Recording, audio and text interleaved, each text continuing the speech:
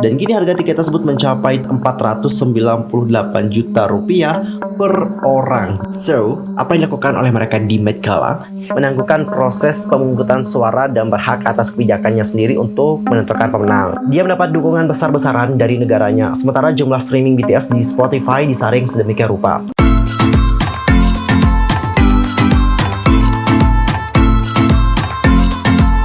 Annyeonghaseyo, Cengedul, Yusuf Kim Emida, welcome back to YouTube channel. Nah, gimana sih kabarnya hari ini? Baik-baik aja dong ya? Dan buat kalian yang lagi dalam kondisi enggak baik-baik aja, keep fighting dong guys, don't give up. Untuk hari ini kita itu akan ngebahas tentang topik-topik yang lagi rame banget diperbincangkan oleh kalangan para K-popers.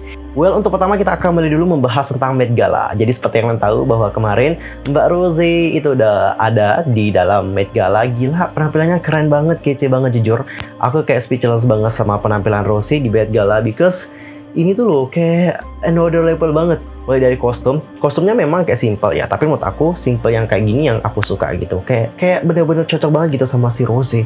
Habis itu dari make up, you can see make upnya Rose ini kayak emang bener-bener another level banget. Aku nggak tahu kenapa banyak orang yang bilang bahwa make upnya kok aneh banget, weird banget. Nggak aneh guys, mungkin kaliannya yang agak kurang main jauh gitu ya, melihat hal-hal yang lebih bagus gitu. Ini loh make upnya udah keren banget. Ini tuh ngebuat Rose itu kayak bener-bener seperti Barbie, sumpah. I really love all of this perfecto. Well, nggak hanya tentang Rose saja, tapi ada juga CL. Wah, CL kemarin, aduh, aku salpok loh sama gaunnya. Gaunnya sih keren menurut aku. Dan dia di sana kelihatan kayak savage banget dengan gaya makeupnya yang emang bener-bener kayak savage. Sampai kayak runcing gitu kan. Itu keren banget, gila. Dan kostumnya sumpah sih aku salpok banget. But everything is good. I really like that. Dan gak hanya Rose sama CL aja yang hadir dalam Met Gala, tapi NCT juga hadir.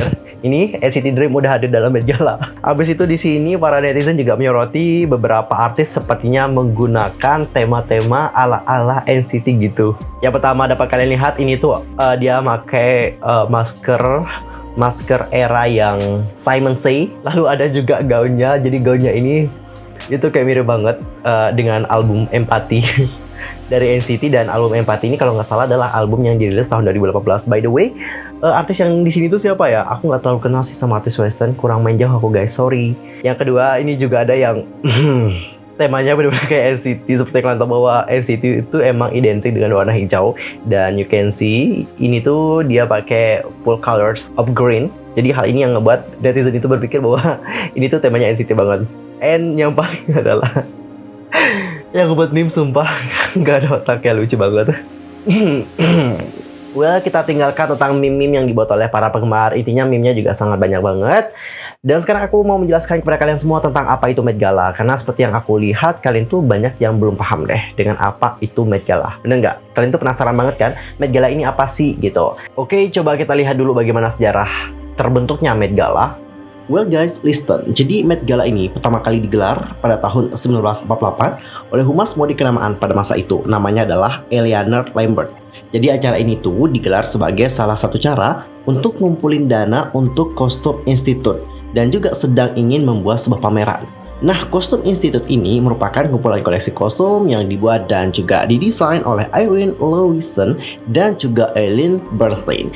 Nah, karya keduanya yang dibuat sejak tahun 1920-an ini telah mengilhami banyak desainer pada masa itu untuk membuat desain mereka sendiri. Lalu lanjut nih, di tahun 1948, kostum institut itu bergabung dengan Metropolitan Museum of Art. Jadi sejak saat itulah kostum institut rutin mengadakan pameran untuk memperlihatkan koleksi terbaru mereka. Dan maka dari itu, Eleanor mengundang di masyarakat kelas atas untuk yuk kita dukung kegiatan tersebut. Dan dana tersebut dikumpulkan dari penjualan tiket yang saat itu dijual dengan harga 50 US dollar. Mungkin untuk di zaman sekarang jumlah itu kayak sedikit ya, tapi kalian tahu nggak? Di tahun 1948 jumlah itu adalah jumlah yang benar-benar kayak fantastis banget. Lalu lanjut, di tahun 1972, Met Gala ini mulai melirik kalangan selebriti untuk diundang ke acara tersebut. Jadi pada tahun 1972, saat Diana Vreeland menjadi konsultan untuk acara tersebut, Met Gala kemudian berkembang menjadi acara yang lebih glamour. Tamu undangannya pun itu beragam, tak lagi hanya dari kalangan masyarakat atas doang. Deretan selebriti mulai diundang di tahun tersebut. Dan bukan hanya itu saja, sejak tahun ini pula mulai ditetapkan tema-tema tahunan yang terus diikuti hingga sekarang. Dari segi lokasi, Met Gala ditetapkan untuk terus dilaksanakan di Metropolitan Museum of Art, New York, dan tak berpindah-pindah seperti tahun sebelumnya. Dan untuk harga tiketnya ini benar-benar fantastis banget. Karena emang bertujuan untuk menggalang dana ya guys, dan menjaga agar tetap eksklusif gitu. Harga tiket yang ditawarkan untuk datang ke Met Gala selalu fantastis. Mulai dari 50 US dollar di tahun 1948, 30.000 US dollar di tahun 2014, dan kini harga tiket tersebut mencapai 35.000 atau setara dengan 498 juta rupiah per orang. Gila nggak sih? Dan untuk harga ini ditetapkan sejak tahun 2019 dan sampai sekarang sih belum berubah, belum naik gitu. Bahkan sempat beredar rumor juga ya, di tahun 2019 lalu, perusahaan raksasa Apple sempat membeli beberapa tiket di sana dengan harga gila, harganya itu 200.000 US dollar untuk undang dan menghibur tamu penting mereka. Dan tentu bagi sebagian masyarakat kelas atas atau selebriti dunia, harga tiket ini sebenarnya cukup terjangkau sih guys. Buat mereka sih bukan apa-apa gitu. Mereka juga tentu bisa ngebelinya dengan mudah. Tapi kalaupun kamu kaya dan punya banyak uang ya, untuk beli tiket Met Gala nggak semudah itu loh. Nggak semudah itu guys. Jadi kamu itu harus dapetin persetujuan dulu dari Anna yang merupakan pemimpin redaksi untuk majalah Vogue. Dialah yang ngatur siapa aja yang boleh dan nggak boleh hadir di Met Gala setiap tahunnya. Dan selain itu Anna ini juga mengatur posisi duduk para tamu, menentukan jumlah tamu yang diperbolehkan hadir hingga tema tahunan untuk Met Gala. Anna Wintour juga menjadi begitu berpengaruh terhadap acara ini sejak Diana Vreeland pensiun dan digantikan oleh Anna pada tahun 1995. Dan sejak saat itu Met Gala ini menjadi sangat eksklusif dan berhasil mendapatkan dana dengan jumlah fantastis. Bahkan ya di tahun 2019, juru bicara untuk Metropolitan Museum of Art melaporkan pendapatan mereka dari satu malam di Met Gala itu mencapai 13 juta US dollar. Ini di tahun 2019 loh guys. Gak tahu sih di tahun ini mungkin agak naik juga atau turun, gak tahu, belum ada dapat informasi juga. Dan satu hal yang paling ditunggu dari gelaran Met Gala adalah tema yang diusung setiap tahunnya. Seperti yang udah disebutkan pada poin sebelumnya ya, Met Gala ini mulai menerapkan tema tertentu sejak tahun 1972. Dan tema ini juga dipilih agar suasana saat acara juga lebih terasa gitu. Dan selain itu tema yang diusung ini juga menjadi panduan sih guys dan memacu kreativitas desainer untuk mempresentasikan satu tema besar menjadi beragam mode fashion yang menarik. Tahun ini sih Met Gala itu ngusung tema In America, a Lexicon of Fashion. Tema ini diartikan sebagai kemerdekaan Amerika Serikat dan gimana sih para perancang busana itu menerapkan tema tersebut ke dalam karya mereka. So, apa yang dilakukan oleh mereka di Met Gala? Setelah melewati sesi red carpet yang menjadi bagian paling penting ya, di sini sih media dan wartawan itu diperbolehkan untuk ngambil gambar sebanyak yang mereka mau. Tapi para tamu undangan selanjutnya akan masuk ke dalam galeri. Nah, setelah mereka masuk, di sini tuh nggak ada lagi wartawan atau media kecuali Vogue yang punya izin eksklusif untuk mengabadikan kegiatan di dalam galeri. Para tamu juga kemudian dipersilakan untuk menikmati pameran karya seni sambil menikmati koktail, saling sapa dengan tamu lainnya, serta menikmati kudapan kecil sebagai teman ngobrol. Dan setelah itu saat makan malam tiba, para tamu biasanya akan dibawa ke dalam ruang makan dengan meja dan kursi yang telah ditata begitu megah. Para tamu juga harus duduk sesuai dengan kursi yang telah diatur 5 bulan sebelumnya. Nah, Anna Wintour itu mengatur kursi dengan begitu cermat. Ia juga sangat mengusahakan agar pasangan tidak duduk bersebelahan, mengatur brand dengan selebriti yang sebelumnya belum pernah berkolaborasi, hingga tidak meletakkan kursi begitu dekat bagi selebriti yang tengah tanda kutip ya perang dingin. Hal ini dimaksudkan supaya terjalin kerjasama baru pasca Met Gala over. Well, saat makan malamnya udah finish, bukan berarti acaranya juga udah over ya. Rangkaian berlanjut dengan acara after party. Nah, di sini suasana menjadi lebih santai, lebih rileks gitu sih. Para tamu juga dipersilahkan untuk mengganti pakaian mereka dengan yang lebih ringkas dan juga senyaman mereka. Sebab di acara ini para tamu juga akan berkeliling, berdansa sambil menikmati minuman. Dan dengan fakta-fakta ini membuat aku makin amazing banget sama CL dan juga Rosé yang dapat tampil di acara Met Gala. Dan saat Rosé di Met Gala, kita juga melihat bagaimana interaksinya bersama dengan artis-artis internasional, mulai dari Gigi Hadid, habis itu bersama dengan Olivia Rodrigo. Mungkin ada lagi interaksinya dengan artis yang lain, kalian tuh bisa tambahin di kolom komentar. Well, gimana pendapat kalian tentang Met Gala ini? Apakah kalian juga benar-benar amazing banget dengan program yang satu ini? Langsung saja komen di kolom komentar. Jujur, aku sih amazing banget karena dana yang mereka dapetin itu nggak main-main. Dananya amazing banget kan, harga tiketnya juga, aduh, itu gaji gue berapa tahun ya. Well, sekarang kita akan masuk untuk membahas mengenai what the problem about Olivia Rodrigo dan juga penggemar dari BTS, because ini tuh bukan pertama kali ada problem yang terjadi antara penggemar dari BTS dan juga Olivia Rodrigo. Jadi untuk kronologi awalnya kayak gini, kalian tuh pasti tahu bahwa MTV VMA itu telah digelar kemarin. Ini tuh merupakan sebuah acara penghargaan seperti itu.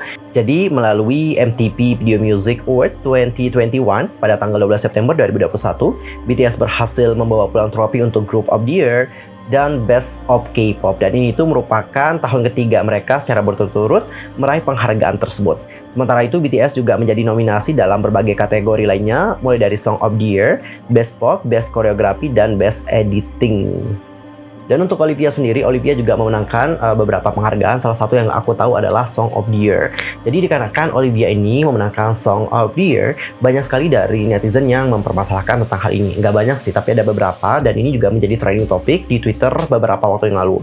Banyak terjadi perdebatan antara kalangan penggemar untuk hal yang satu ini. Salah satu alasannya menurut aku kenapa hal ini dapat terjadi adalah dikarenakan orang-orang itu pada belum paham dengan bagaimana sistem yang ada di VMA. Jadi intinya adalah kesalahpahaman itu aja sih guys. Setahu aku, banyak netizen di sini melihat bahwa untuk masalah voting, BTS itu kayak menang dan juga unggul dalam berbagai voting, mulai dari Song of the Year dan sebagainya. BTS itu unggul untuk voting. Jadi netizen itu bertanya-tanya, yang unggul dalam voting kan BTS, tapi yang menang itu adalah Olivia Rodrigo. Dan netizen di sini juga menyoroti beberapa poin untuk penilaiannya. Langsung aja aku bacain apa yang disoroti oleh para penggemar. Jadi di sini dituliskan bahwa jika karena alasan apapun, aspek apapun dari proses pemungutan suara ini tidak dapat berjalan sesuai rencana, termasuk infeksi oleh virus, bug, gangguan, intervensi tidak salah, penipuan, kegagalan, atau gangguan teknis atau sistem, atau penyebab lain apapun di luar kendali sponsor yang merusak atau mempengaruhi administrasi, keamanan, kecantikan, integritas, atau perilaku yang tepat dari proses pemungutan suara, atau untuk alasan apapun yang dianggap perlu oleh sponsor. Sponsor berhak atas kebijakannya sendiri untuk membatalkan, mengakhiri, mengubah, memodifikasi, memperpanjang, atau menangguhkan proses pemungutan suara dan berhak atas kebijakannya sendiri untuk menentukan pemenang. Jadi ini tuh tentang masalah voting guys. Aku rasa juga bukan hanya voting saja sih untuk menentukan pemenang. Aku rasa bukan hanya itu saja sih. Mungkin ada faktor-faktor lain yang digunakan oleh juri yang berada di VMA untuk menentukan siapa pemenang dari setiap kategori. Semua artis layak untuk memenangkan penghargaan, Olivia layak, BTS juga layak. Tapi menurut aku memang ada ketentuan-ketentuan yang digunakan oleh mereka sebagai acuan untuk membuat setiap artis itu menang. Dan hal-hal seperti ini itu tidak diketahui oleh para penggemar, dan inilah yang memunculkan pertanyaan dari para penggemar. Bagaimana pendapat kalian tentang hal yang satu ini? Langsung aja komen di kolom komentar. Dan kalau kita flashback ke masa lampau, ini tuh bukan the first time ada problem yang terjadi antara penggemar BTS dan juga Olivia. Sebelumnya juga pernah sempat terjadi, dan yang komplain pada saat itu adalah netizen Korea, bukan netizen Indonesia atau netizen internasional secara keseluruhan. Terus apa sih yang terjadi pada saat itu? Jadi pada tanggal 30 Mei waktu lalu, ada sebuah postingan di komunitas online menyoroti kanal YouTube resmi Olivia.